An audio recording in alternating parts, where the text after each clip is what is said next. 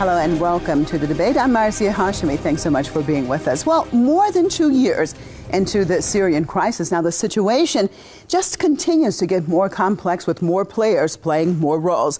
Now we have the Kurdish entrance into the game, which is starting to play a more critical role.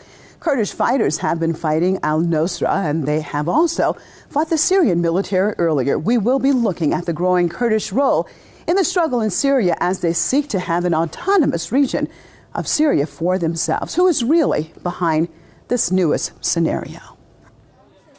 Turkish-Syrian border. The sound of gunfire is heard from the town of Tel Abyad, the Syrian side, where new clashes have erupted between Kurdish militants and Takfiri insurgents. The fighting has reportedly spread to insurgent-held areas of northern Syria. Reports say the two sides have agreed to call a ceasefire, under which they would exchange prisoners. The Kurds have freed a commander of the militants. The Kurdish militants are affiliated to the Democratic Union Party that's linked to Kurdistan's Workers' Party in Turkey. The Syrian Kurds are said to be drawing up their own constitution and modeling themselves on the autonomous Kurdistan region of Iraq.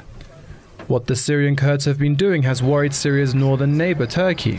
Ironically, Ankara has allied itself with Iraq's Kurdistan region at the expense of the government of Iraqi Prime Minister Nouri al-Maliki. The Kurdish militants have also fought the forces of Syrian President Bashar al-Assad in the northern city of Aleppo. Meanwhile, they have been accused by the Takfiri insurgents of working with Assad to keep the militants outside their own areas in return for the continued operations of state organizations in those regions. The Kurds' ambition to establish an autonomous region is viewed by many as a threat to Syria's territorial integrity, as it encourages other minorities to follow suit. It could also threaten Syria's neighbors. What is clear is that the division of regional countries into smaller territories based on ethno-sectarian grounds will benefit Israel in the first place, which is the West scenario for Syria. Well, I'd like to welcome my guest to the program out of Atlanta, Georgia, Mr. Jim W. Dean, managing editor and columnist of Veterans Today. And out of London, Salafist cleric, Mr. Anjem Chowdhury. Thank you both for being with us. Well, let's start it off in the United States, in Atlanta, with Mr. Dean. Why do you think that we're starting to see a growing role in the Syrian conflict by the Kurds at this time? Well, I'm not surprised because you've had a lot of major developments with some of these ongoing battles with the Kurds, particularly with their Iraq basically coming to an arrangement with them to try to end the long-standing, never-ending fights going on there. And then, of course, with al-Nusra basically trying to carve off a northern part of Syria so they can establish a quasi-Islamic state there. That's going to run head-to-head against the Kurds, because these Islamist radical crazies, they don't respect or honor anybody's rights, interest, or whatever. Once they get control, it's going to be rule by the knife and getting your head chopped off if they have any problems with you. Okay, well, Mr. Chowdhury, let me get your perspective right now. Why do you think we're seeing a growing role by the Kurds now? Well, it's no surprise really that the followers of Abdullah Öcalan, which is what they are looking for a nationalistic state in this region, which they want to call Kurdistan. And they've been oppressed for a long time. They were oppressed under Saddam Hussein, and of course they're oppressed now in Turkey as well. So they're looking for some kind of justice. But the point Muslims are concerned, the followers of Abdullah Öcalan are communist for us. And therefore we don't consider this a fight between Muslims. Okay, we've to establish the Sharia. If this is correct, you know, if they're fighting Jabhat al-Nusra, there is no surprise, because they don't want the Sharia there in the first place. They want a nationalistic state. All right, well, Mr. Dean, do you believe that the Kurdish group is actually being encouraged from the outside to do what they are doing?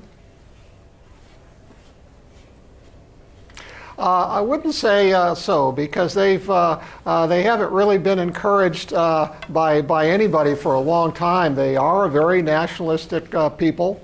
One of the last really long-standing victims of the British Empire when they set up these states, they made sure that different ethnic groups were thrown in together, so there would always be tensions there, because they tend to rule their colonies even after they pulled out by the divide and conquer method. So they could always pit groups against each other, and it would be easier to manipulate them.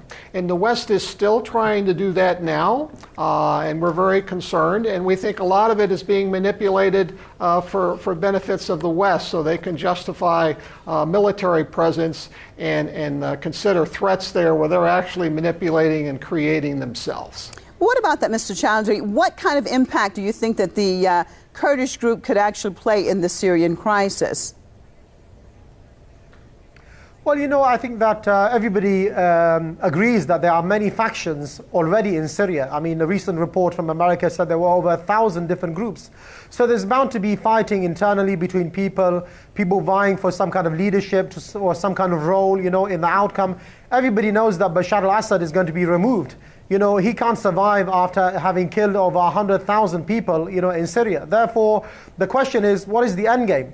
Who will prevail? And obviously, what we are saying is that Jabhat al-Nusra, and what we can see is that the Mujahideen are gaining a lot of ground. And therefore, it would not be surprising that the Americans or the other players, they want democracy in the area, or they want people to go away from the Sharia. And therefore, they will instigate some kind of support for the players who are against Jabhat al-Nusra. Even if you look at the alliance which is being formed by America and their own allies, it includes every single player apart from Jabhat al-Nusra, because they're the only ones really calling for the pure Islam and the Sharia. So what we say, really, there are two camps here, as we've always said. On the one hand, those people who don't want the Sharia, who don't want jihad, who don't want the Khilafah, and the people of Abdullah Öcalan, and even the Americans, and even, you know, the Free Syrian Army to a certain extent fall into this camp. On the other hand, you have those people who say enough is enough. We tried communism, we tried oppression, we tried Saddam Hussein. Now is the time to try the Sharia. Islam is the solution for Syria, and we know this from the divine text as well. Well, Mr. Chowdhury, let me just jump in here, because you mentioned a few points, a little bit off the topic, but you've mentioned a few points about Sharia, and we know, as far as dealing with al-Nusra Front and the heinous crimes, I mean, just terrible crimes that have been committed in Syria, I'm not sure we want to attribute that to Islamic law. Well, I don't think that Jabhat al-Nusra are the people behind those things. I mean, you know, there's a lot of crimes which have been documented, committed by the Nusayri regime, by Hezbollah, and even by the Iranian regime. The trinity of evil is there. The people who are coming from around the world, who are fighting for the Sharia, they're not going to commit atrocities. You don't go all the way from Britain and France to lay down your life and then start killing innocent women and children. This is something which the enemy will do, and they will blame the Muslims and they will blame the Mujahideen. And we said the same scenario, you know, in Afghanistan with Blackwater. We see it with the ISI. You know, this is happening all over the world. Okay, what about that, Mr. Jean? Mr. Jean in Atlanta, as far as what our guest in London is saying and the crimes that we have seen, he said obviously groups don't come from the other side of the world to go and commit crimes, but how do you see that, especially if they're getting paid? Well, of course they do. I mean, it's a ridiculous statement. The whole complete reversal Assad has had with support inside Syria is that all these outside groups have recruited thieves and murderers and drug smugglers from all over the planet, including your typical young teenagers looking for something to do. And the brutality of these Muslim terrorists who are amongst, there's nobody that can hold a candle to them in terms of cruelty, because there's nothing more cruel than a religious terrorist who feels he's doing God's will.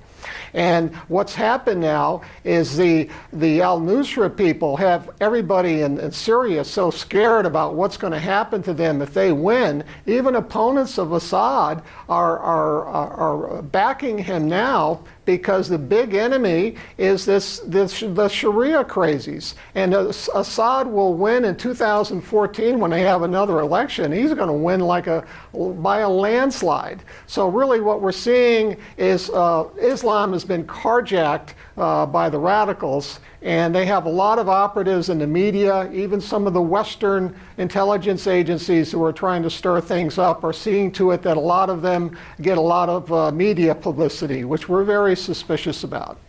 Okay, what about that, Mr. Chaudhry? I want to look at now, with the situation with the Kurds, how likely is this a scenario that is being implemented in order to divide Syria? We saw a similar situation taking place in Iraq. Your take on that, sir? Yeah, definitely, you know, it's a very hard task for the Mujahideen and in fact anyone who's trying to gain some kind of interest and role in Syria at the current time. And there are so many players. You know, we've already talked about the Free Syrian Army, we talked about Hezbollah, the Assad regime, and obviously Jabhat al-Nusra. And therefore, you know, it's going to be a long drawn out battle, and we know this from the ahadith, from the narrations of the Prophet, that there will be a huge massacre in the area. But if I can just come back slightly to what the gentleman said, you know, if we look in our own history, for over 1,300 years, the Sharia was implemented across the whole of this region. And the Jews and the Christians and the Muslims lived side by side. And part of the Crusader mentality is, in fact, to undermine the Sharia and undermine Islam and to say that you cannot have the Sharia and look how barbaric it is. But, you know, you cannot point to one regime across the whole of the Muslim world at the current time who is implementing Islam and the Sharia.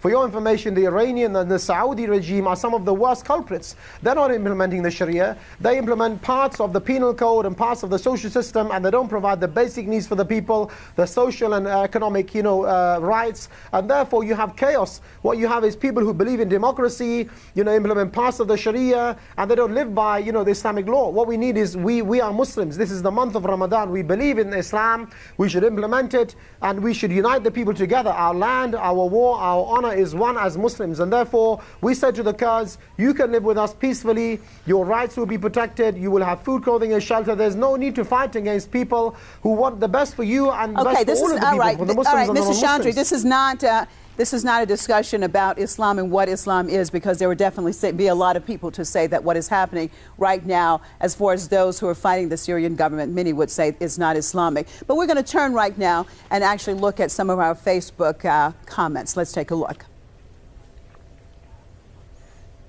Encouraging the Kurds to demand a self-rule region in Syria is one of the planned steps by the West to target the country's integrity. This is the scenario for Syria. Divide the country into Kurdish, Sunni, Alawite and Druze states for the benefit of Israel.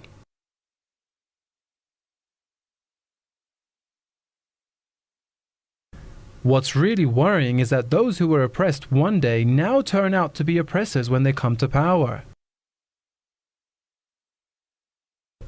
I think the Kurds in Syria are doing multiple jobs, fighting the insurgents to please the US and the Syrian government, cooperating with Iraq's Kurds to give them access to the Mediterranean Sea, and annoying Turkey to get more benefits from the PKK rebels. It is the same game Iraq's Kurds have played. Well, what about that? Let me turn to Mr. Dean. In general, when we're looking at this situation, who actually benefits from this type of division? Would it not be, for example, like the Israelis, if the Kurds really were able to actually get that separate region, trying to basically separate Syria? Who benefits from this? Well, the Israelis have been a player in this. They were planning to use Kurdish air bases for their attack on Iran.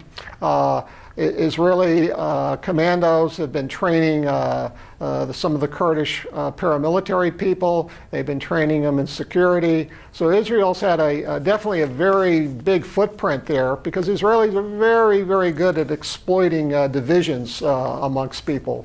So that's a concern. But I think that the first thing we have to try to get by on this thing is whether the Kurdish are going to have what's called an autonomous region, which would kind of be like a state within the country, where they have like a state government and they have control over their local affairs, like in a way states do in the U.S. Like Iraq right now. I don't think they're going to get a situation where they're like Correct. But I'm not really seeing a situation where they're going to get an independent country. I think Kurds would be very, very happy to manage all their local affairs and get Syrian troops or Turkish troops. They don't have Turkish policemen and Turkish crooked judges to have to deal with in dealing with their local affairs. This is what all local people want. They want to get the federal people, and particularly the crooks and the corruption, out of their country, out of their region. Well, how does it affect, though, the Syrian situation in general as far as a country, a separate entity? I'll pose that to London. Yes, I think that, in fact, you know, the Israeli regime has been able to survive for the last 60-odd years because they've been surrounded basically by people who are friendly. The Egyptian regime and even under Morsi do not have an agenda to, free this land of Palestine. Neither does Bashar al-Assad. There's been no bullet fired between Hezbollah, indeed, and the Israelis for over 6 years. So I think the Israelis will be very happy, in fact, to keep Bashar al-Assad and to keep the interests, really, you know, of the Syrian regime and the Israeli regime protected. The biggest threat, in fact, to the state of Israel is for the Sharia and Islamic State, because we will never tolerate this land to be occupied. And once we gain power, which we will in the region, I believe the jihad will then turn towards Israel. So they are very keen, I think, to maintain the status quo, have Hezbollah in Lebanon, have Bashar al-Assad, their friend in Syria. I don't think that they are very, very threatened at all, as long as they see that their interests are being protected because Bashar al-Assad is in place, or Ahmadinejad, or even Hezbollah. I think it's a big lie to say that these people are fighting against Israel.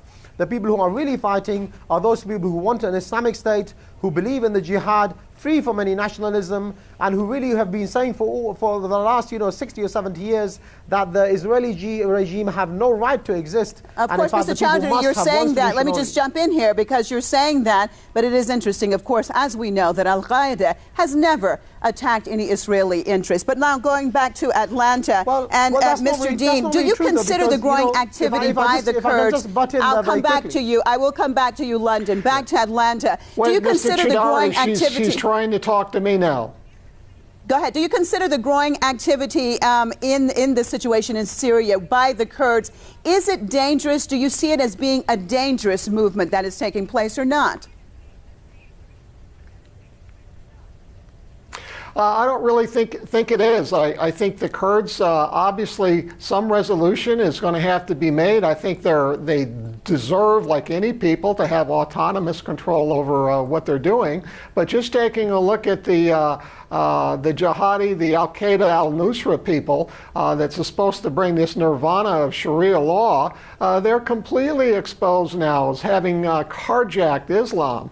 These are nothing but cruel, vicious people who are using religion like it's always been, whether it's crusaders or Islamists, basically to control and have a vicious regime. And the Kurds know this now, and the Kurds are going to fight. They're not going to put up with that. If they've been fighting the Turks and the Syrians and the Iraqis for decades and decades and decades, they're sure going to fight a bunch of religious Islamic extremists. What about that, Mr. Chowdhury, going back to you with the situation in Kurds, because we know that they have been fighting al-Nusra, but supposedly what we're hearing is that there has been a ceasefire and some agreement between the two groups today. Your take, sir? Well, I need to verify the news about what exactly is happening on a minute-by-minute basis, obviously, with people who are fighting on the side of the Kurdish nationalists and as well, Jabhat al-Nusra. But if I can just make a point for your friend and yourself, al-Qaeda and the Mujahideen have been fighting the bosses of Israel, which is basically the people who are supporting them and who have established Israel and maintain them, which is the American regime all over the world. And it's completely, ironic that your friend in Washington is talking about, hegemony and murder, and yet the biggest criminals and the biggest murderers in the world are the American regime. They slaughtered, over 100,000 people in the first week in the war in Iraq. Through the carpet bombing in Afghanistan, they bombed large areas. They've killed over 4,000 people by their own admission via drones, innocent men, women, and children, and they continue to slaughter on a large scale. The only people who have used weapons of mass destruction like, nuclear bombs are the American regime, against the Japanese. So they can't talk about people who are, bloodthirsty and have blood on their hands. They're the biggest criminals in the world today, and their own puppet is the Israeli regime. So if you hit the master, you will affect as well the puppet. So, people are fighting against Israel. They're fighting against their own interests, and the people who are looking after their interests, which is the American regime and their own allies. Well, Mr. Dean, how do you see the situation playing it out right now with the situation happening right now with the Kurds? We've seen, basically, it seems playing both sides of the spectrum. We earlier saw the Kurds actually fighting the Syrian government forces. Now we have seen them fighting al-Nusra forces. And now there seems to be a ceasefire between al-Nusra and the Kurds. What do you think that the bottom line is? Basically, are they supporting or are they opposed to either side, or basically is it just a separate agenda?